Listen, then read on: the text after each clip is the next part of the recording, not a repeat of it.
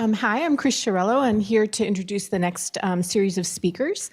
The next talk is by M Carreira, who's joining us from Cal State Long Beach. Title of her talk is Living Bilingualism, Language Management Strategies that Support Spanish Language Maintenance Among Latino Youth.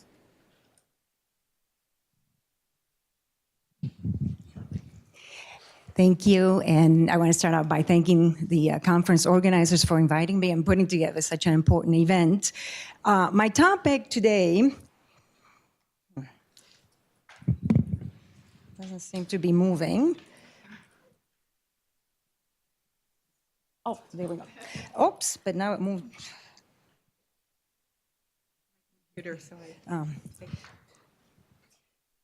It's showing something different from what is. Yeah.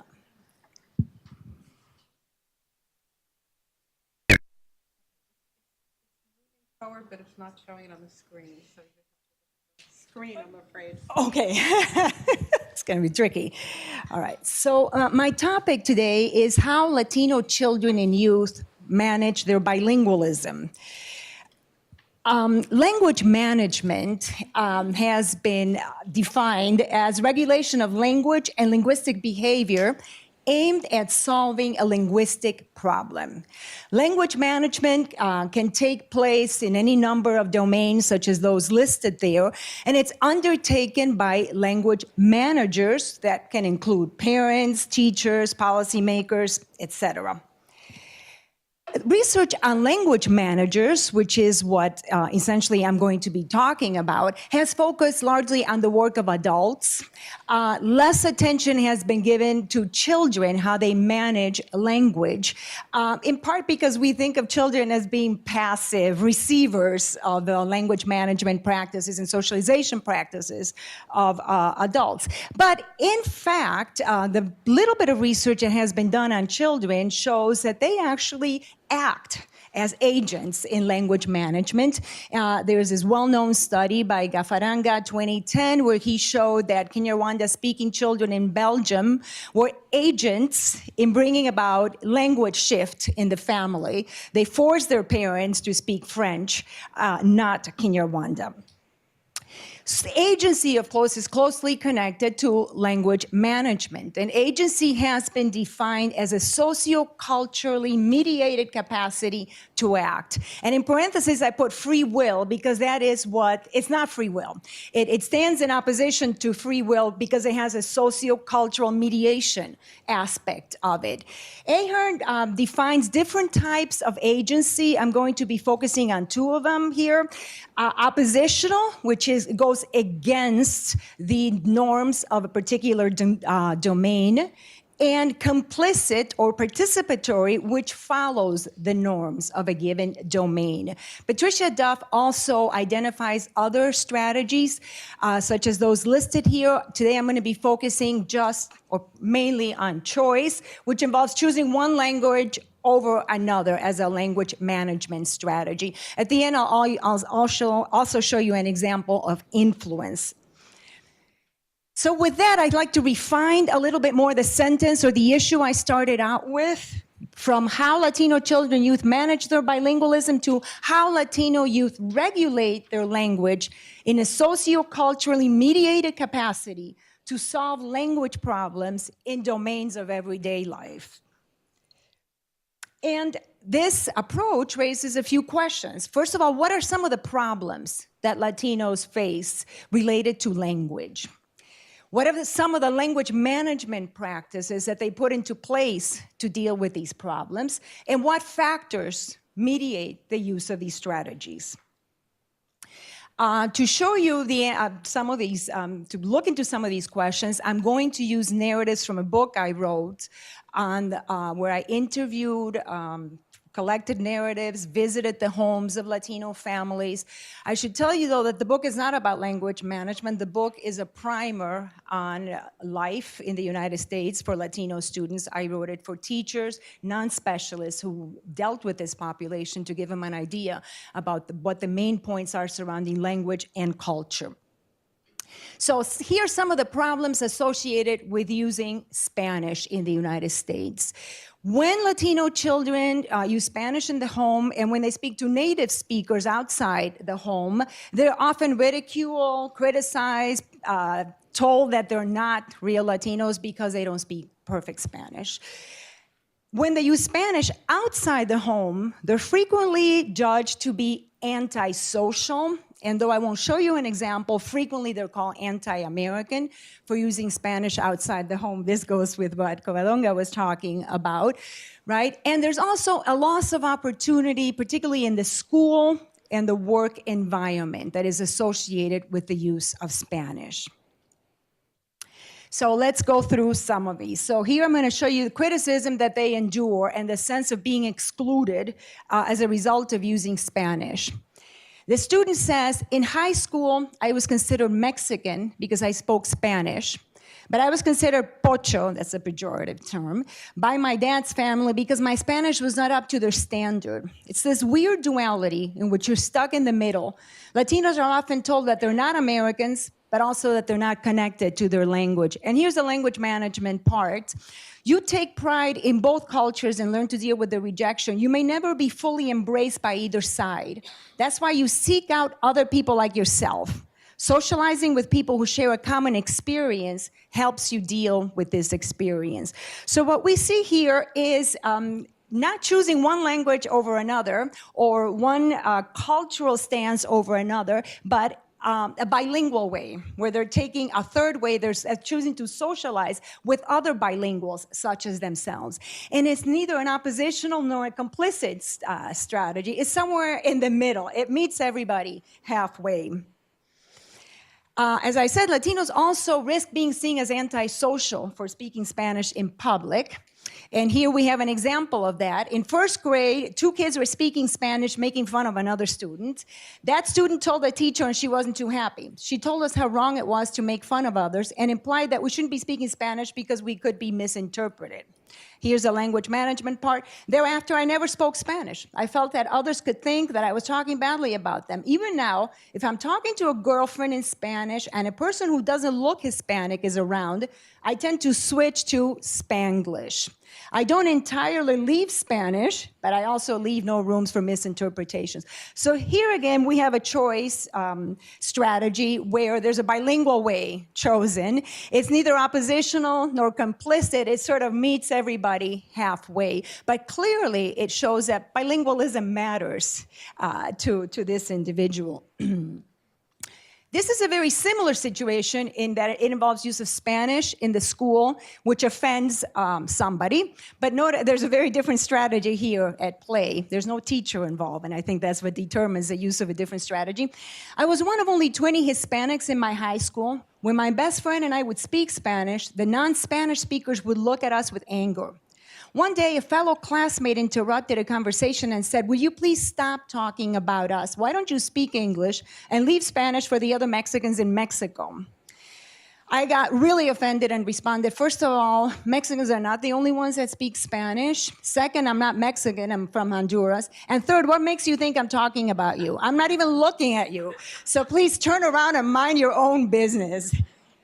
Clearly, a clear choice for Spanish and quite oppositional, correct? Moving on to loss of opportunities, which happens typically in the school and in the workplace, which are places, public places where bilinguals tend to have a stake in their future. The student says, I want to preface this by bilingual children, Latino children figure out very early in life that the ESL track is not good for them. It's not good for them academically. They figure it out. And this student has figured out at age 9, you'll see. And it's not good for them socially. So they try to get out of it very quickly. The student says, when I was 9, they gave us an English exam in school. I remember thinking it was strange because they only gave it to the Latino children. Then they asked me questions about my family. I told them that we spoke English at home. It was a lie. But I didn't want to be in ESL anymore. I wanted to be with the rest of the students. My friend Susana said that her first language was Spanish and that she spoke Spanish at home. They put her in ESL because she needed help. Ever since then, I never admitted that I spoke Spanish first. I feel bad, but that's what I had to do. Now, that looks like a choice for English, but it's not clear that it's a choice for English. It's also not clear that it's compliant with the norms of the school. It's sort of bypassing, fooling the school authorities, outsmarting them. Here's one that is similar, but it's in a workplace environment. I was in a very busy emergency room, and sometimes I need to translate for patients. One patient I was working with was able to understand some of the questions the doctor posed to her in English. When he realized this, he asked the patient if she understood him. Shyly, she said, yes, a little bit. The doctor then replied in a rude and angry tone, then you don't need to speak Spanish, do you? Unfortunately, now this is a student talking, unfortunately, they're the ones that sign my paycheck. And because this job is such a great experience, I can't make any complaints about the doctors until I get into medical school. So it looks, again, like a choice for English, but it really isn't. It's not an oppositional. It's not complicit. It looks like deferred opposition in this case. So in terms of the language management practices that we see Latino children employing, sometimes they're choosing Spanish over English. Most of the time it seems to be oppositional, but not always. They're choosing English over Spanish many times, and it's not always complicit with the norms of school, the norms of society, etc. There's a lot of deferred opposition that, unless you talk to them, looks like they're being complicit with the norms of the school. And many are choosing a bilingual way, a clever bilingual way, which involves kind of accommodating both sides, meeting them both halfway.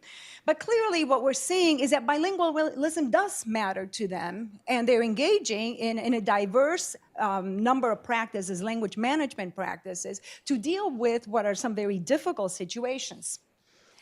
In terms of what factors mediate these strategies, well, we see the socioculturally mediated where power makes a difference, right? When they're just children involved, they can be very oppositional and very clear in their preference for Spanish. When they are adults that have power over them, they're more cautious, but they're still somewhat oppositional, right? They're obviously balancing conflicting priorities of their love of Spanish with what it means for the future.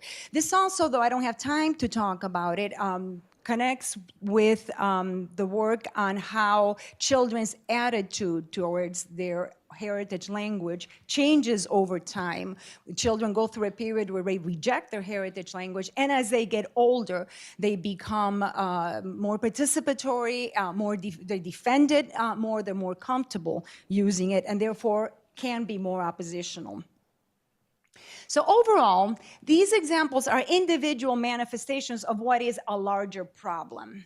And that problem is that there is an incompatibility, right, between bilingualism and certain important aspects of the everyday life of Latino children.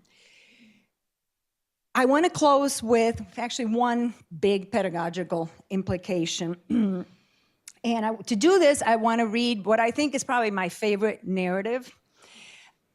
This student says, I remember being in ESL in 4th grade and asking myself, why am I still here? I told my teachers, I don't want this anymore. My brother and I speak English very well. Put us in with regular students where we can take regular math, English, social studies. I was so persistent that they eventually listened to me. And then I told the other kids in ESL to do the same. Eventually, the school did away with the ESL class for our group of students. Talk about language management and agency. This student, not single-handedly, but he influenced others to dismantle the ESL program because he understood that the ESL program was not in his best interest in terms of becoming bilingual. Now, aside from all the language management and agency issues that this brings up, it also raised the question to me of good learner identity. Studies of good learner identity that have focused on non-bilingual populations, non-Latino populations specifically, tell us that good learner identity comes from complying with pre-existing structures, practices, and norms. But what we see with Latino youth is that they're doing anything but complying. They're defying, resisting, subverting, right? And in a way, that is being a good learner, because in many cases, they're doing what is best for them. But that puts them in opposition to the structures, the practices, the norms of school and mainstream society. Judith started this, opened this conference by talking about how we bring this research into the classroom. I think we also need to think about how to bring the classroom into this research, because clearly we need to work on changing those structures, norms, and practices which are not serving Latino students well. Thank you.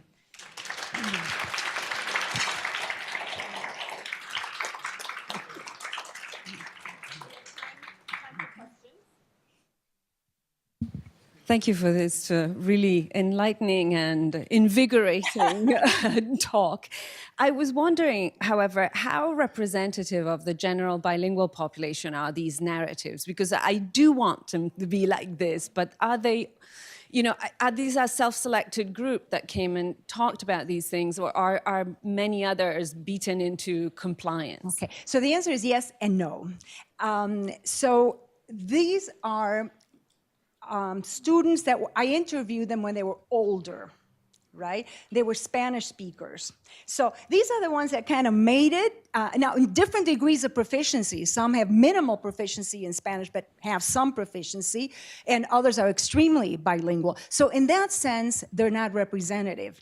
But when they were children, many of them relate going through a stage where they rejected Spanish. They go through a stage where they're silent, where they see things that are going on that are wrong and that puts down their culture and their language. But once they emerge out of that, it seems pretty typical, I have found, that students come to this defense of bilingualism. Obviously not all, but at the National Heritage Language Resource Center, we did a survey of well over 2,000 students, and overwhelmingly, they had very positive attitudes about their home language. It's not to say everything always went well, but they felt that it was part of them, and they wanted to defend it, and they wanted to learn it and maintain it. Also, obviously they don't always maintain it or defend it, but that is a stance that they take.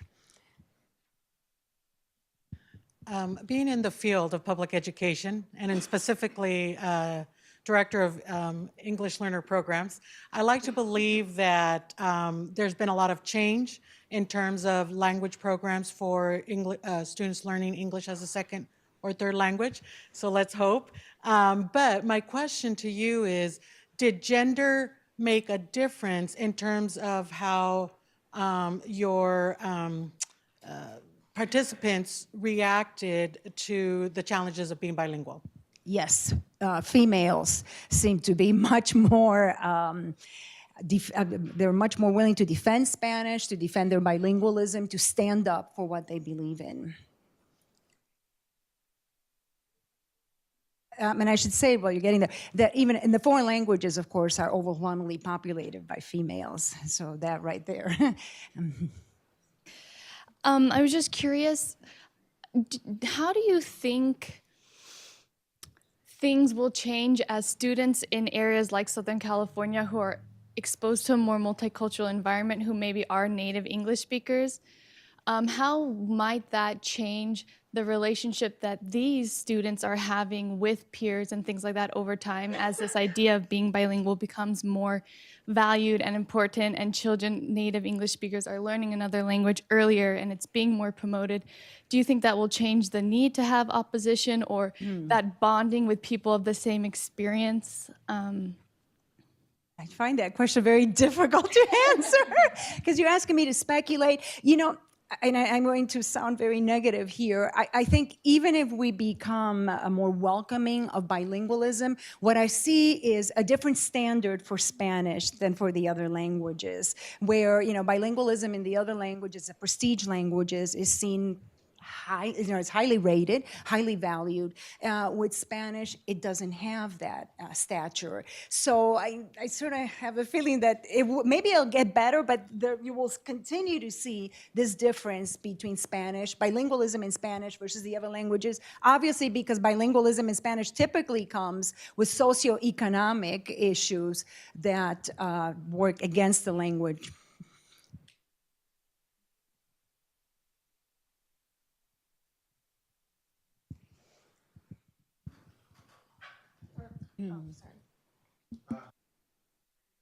How do you see this new law change in the public school and how bilingualism can be taught in the school, changing these studies or this situation? I've already seen one great thing. Our bilingual Latinos in college want to become bilingual teachers. This is excellent because they're putting the bilingualism to use in a professional setting. They see that there are professional advantages to employing Latino. And then another thing is that they bring all this expertise, all these experiences to the school setting. So hopefully that will give better results in terms of what future generations experience. I was wondering whether you saw any sort of relationship maybe between the strategies that children were using to how they were adjusting socially with peers.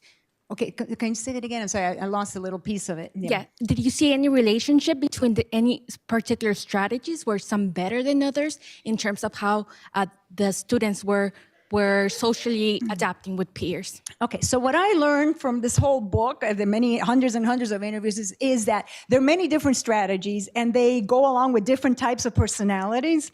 Even I interviewed a number of twins where they would adopt very, very different strategies, but each one worked, because they had different personalities. So some of them would say, in the school, we need to be recognized as bilingual speakers, as being different, and we need to have special programs for us. That's what would serve us well. And then there would be, I found an instance of a twin brother saying the exact opposite. I don't want to be singled out. I want to be treated just like everybody else. So it seems that what we have is multiple parallel strategies that students choose from, right? But this pair of brothers, these twins, each one managed to learn Spanish, even though they follow very different paths to it.